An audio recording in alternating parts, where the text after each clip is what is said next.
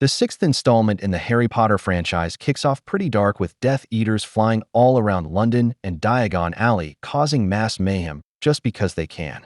Elsewhere, Harry Potter is at a local coffee shop reading the Daily Prophet, trying to see what lies they are pushing out now. He looks outside and sees Dumbledore standing on the other side of the subway tracks. Harry goes to talk with him, and Dumbledore says he needs to come with him, and they apparate to a village called Budley Babberton. They end up going to Horace Slughorn's house, who used to be a potions master at Hogwarts before he retired. Dumbledore asks him to come back and teach, and it takes some convincing, but Slughorn eventually agrees. When they leave, Dumbledore tells Harry he wants him to get close to Slughorn this school year because he has a job for him, and he knows Slughorn will favor Harry because of his popularity. Dumbledore then apparates Harry to the burrow, which is the home of the Weasleys. He goes inside and everyone is happy to see him, especially Ginny, and he is a little shocked to see Hermione was already there staying with them, but he is glad to be with his best friends. Jump over to Snape's family home, Spinner's End, where Bellatrix Lestrange and Narcissa Malfoy show up to talk with him. Narcissa is Draco's mom, and she tells Snape that Voldemort has given Draco a Death Eater initiation task this school year, and Narcissa asks Snape to watch over him and make sure the job gets done. Snape says he will, but then Bellatrix tells Snape to make the unbreakable vow, so they know he gets it done. He is reluctant at first, but gives in and does it. If he breaks the unbreakable vow, he will die, as that is the magical punishment for doing so. Harry, Ron and Hermione go to Diagon Alley for school shopping, and while there, they see Draco go into Borgin and Burke's with a bunch of Death Eaters, and Harry knows something is up. The following day, the trio boards the Hogwarts Express, and Harry tries eavesdropping on Draco's conversations. But after everyone gets off, Draco finds Harry and knocks him out, leaving him on the train. Luckily, Luna is walking by, and she discovers Harry and helps him up, and they head inside the Hogwarts grounds. They have to be checked in at the gate because Death Eaters have been trying to penetrate the magical protection at Hogwarts, so everyone is being verified to make sure they are who they say they are. They know a wizarding war is on the horizon. Inside the Great Hall, Dumbledore introduces Slughorn as the new potions master, and Snape is being moved to the defense against the dark arts position. Dumbledore also tells the school why they were all checked before entering, and how Voldemort is building up his army and has been trying to penetrate the castle recently. Harry and Ron have a free period, and McGonagall notices this and tells them if they want to be Aurors, they need to take advanced potions, and she tells them to go join Slughorn's class. When they get there, they don't have the proper books, so Slughorn tells them to get some out of the closet. Ron gets the brand new one, and Harry gets the old torn-up one. Slughorn tells the class about a potion called Felix Felicis, which is also known as liquid luck, and the drinker will have supreme luck for a short amount of time following ingesting it. He tells the class whoever brews the best batch of Draft of Living Death will receive a tiny vial of liquid luck as a prize. They get to work, and Harry opens his book to see it was the property of the Half-Blood Prince, but no other name is mentioned. Harry follows the recipe in this book exactly how it says, but it has a few different variations than the actual recipe. But when Slughorn tests all the potions, Harry's is exceptional, and he wins the vial of liquid luck, and Hermione is jealous. Later that day, Dumbledore asks to meet with Harry in his office. When he gets there, Dumbledore uses the pensieve to show Harry memories of Tom Riddle's childhood. Tom Riddle was Voldemort's name while he was a student at Hogwarts 50 years ago. The first memory is when Dumbledore went to an orphanage and spoke with a young Riddle and asked him to come to Hogwarts since he was a wizard and needed to be with those of his kind. He already had an evil look in his eyes, but Dumbledore thought Hogwarts would be able to change and mature him. Back in his office, Dumbledore asks Harry to get close to Slughorn because he knows something that will help them take down Voldemort, but doesn't think Slughorn will give it up easily. Later that week is Quidditch tryouts, and Ron tries out for keeper, but has competition with another student named Cormac McLaggen. Ron actually ends up winning the job after Hermione conducts a Confundus charm that makes Cormac miss the quaffle.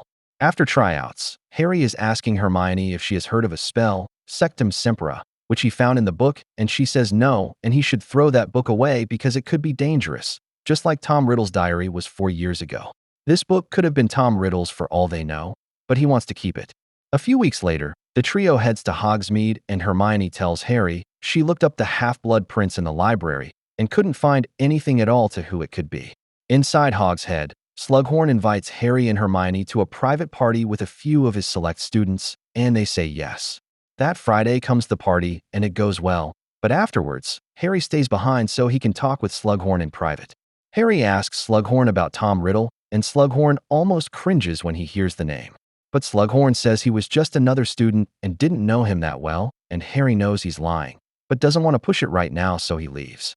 After they win their Quidditch game on Saturday night, the Gryffindor common room is absolutely lit because Ron played awesome, and he starts making out with a fellow Gryffindor, Lavender Brown, which makes Hermione really sad because she is starting to have feelings for him. She walks off crying, and Harry goes after her to comfort her and be there for her. Throughout the whole movie, shots of Draco keep showing up with him in deep thought, and it looks like he's planning something big, prepping for his Death Eater task. He goes to the room of requirement and puts an apple in the vanishing cabinet that has appeared throughout the series. Harry and Hermione attend another one of Slughorn's parties, and Snape shows up to tell Harry that Dumbledore will be gone for a while and their memory meetings will be put on hold. Draco then crashes the party, and Snape escorts him out, and Harry follows them out of the hall. Harry overhears them talking about the Death Eater task and how Snape made the unbreakable vow to make sure Draco did what he is supposed to do. But Harry doesn't know what it is yet. On their way to the burrow for Christmas break, Ron tells Harry what the unbreakable vow is and how Snape will die if he breaks it. At the burrow, Harry tells Arthur and Lupin about what Snape said to Draco, but they trust Snape as he is in the order and tell Harry to leave it alone. Out of nowhere, Death Eaters then show up and light the burrow and the farm on fire. When they get back to school for spring semester, Harry meets with Dumbledore, and he shows Harry another memory of Tom Riddle. In this one, it shows how Riddle and Slughorn were actually pretty close and talked about a lot of things together, and Riddle was one of his favorite students. Riddle asks Slughorn what a Horcrux is, and Slughorn tells him to leave his office. Back in Dumbledore's office, Dumbledore tells Harry he believes this memory has been altered, and he wants Harry to get close to Slughorn to get the actual memory, because it will help them fight Voldemort. He thinks Slughorn is ashamed of what really went down in his office that day. Harry then goes to Slughorn and asks him about Horcruxes and Tom Riddle, and Slughorn is not happy and tells Harry to never ask him about that again. Draco keeps messing with the vanishing cabinet and putting things in it, and they are appearing in the vanishing cabinet in Borgin and Berks. It's like a portal between the two armoires. A few days later, Harry starts following Draco around, and he heads inside a bathroom. Harry goes in as well, and Draco is really stressed, and he throws a stupefy spell at Harry. They start throwing spells at each other, and Harry decides to use the Sectum Sempra spell, and it hits, and Draco starts bleeding all over his body. Snape runs in to revive Draco, and Harry leaves immediately. Ginny, Hermione, and Ron all tell Harry he needs to get rid of the Half-Blood Prince book because it is dangerous, and there are some dark spells inside of it. He agrees, and they hide it in the room of requirement, and then Ginny and Harry share a kiss for the first time. The next day, Harry takes his vial of liquid luck, and he's going to try and get Slughorn to give him the memory Dumbledore is wanting. He goes to talk with him. They chat for a while. They even visit Hagrid, who is mourning the death of Aragog, the spider from the Chamber of Secrets. After they sit down and have a few drinks, Harry is able to convince Slughorn to give him the true memory from that day, and Harry takes it to Dumbledore. Inside the memory, Tom Riddle asks Slughorn about Horcruxes, and Slughorn tells them they are a dark magic object that stores someone's soul inside of it, so even if they die, their soul would still be able to come back. It makes someone immortal as long as the object is intact. Slughorn tells him it is the darkest of magic, and Riddle asks if it would be possible to make 7 of them. Slughorn is appalled and says splitting the soul 7 times would have drastic changes to one's body and mind. You can only create a Horcrux by killing someone, so that would mean killing 7 people. Riddle says it is all hypothetical, and then Harry goes back to Dumbledore's office. Dumbledore says it is worse than he ever thought, because he now thinks Voldemort made 7 of them, and the only way to kill him would be to destroy all 7 Horcruxes, then Voldemort himself. Dumbledore has spent the majority of the school year gone looking for these objects to destroy them. He has found one, a ring, and destroyed it, and thinks he knows where another one is, and he wants Harry's help in destroying it. The following day, they go to a cave where Dumbledore thinks one of them is being hid. To get to the Horcrux, Dumbledore has to drink a ton of liquid that makes him weak, but it's the only way to get to the bottom of the bowl to get the Horcrux. Dumbledore can barely move, and then Harry is dragged into the water by Inferi. As Harry is about to drown, Dumbledore gets back up and is able to pull Harry up to safety. They grab the Horcrux, which is a locket, and apparate back to Hogwarts. Draco heads to the room of requirement and opens the vanishing cabinet, and a few Death Eaters, including Bellatrix, comes out of it. They found a way past the magical barrier. Up in the astronomy tower, Dumbledore is weak, but hears someone coming up the stairs and tells Harry to hide beneath the floor. It turns out to be Draco, and the task he was sent to do this year was to kill Dumbledore, as he is the only one that can defeat Voldemort.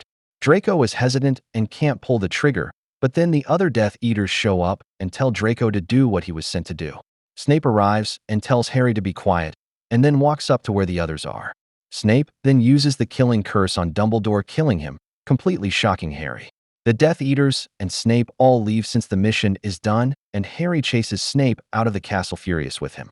Harry tries using the Sectum Sempra spell on Snape out of anger, but Snape blocks it, and then walks up to him and says he created that spell, and he is the Half-Blood Prince.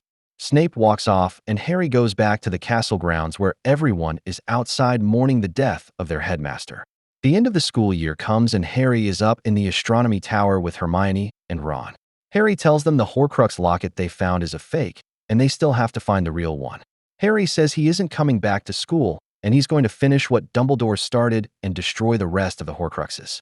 Ron and Hermione tell him he isn't doing it alone, and they will do it as a team. And that is it for this one. Hope you can check out Deathly Hallows next. Thanks for watching.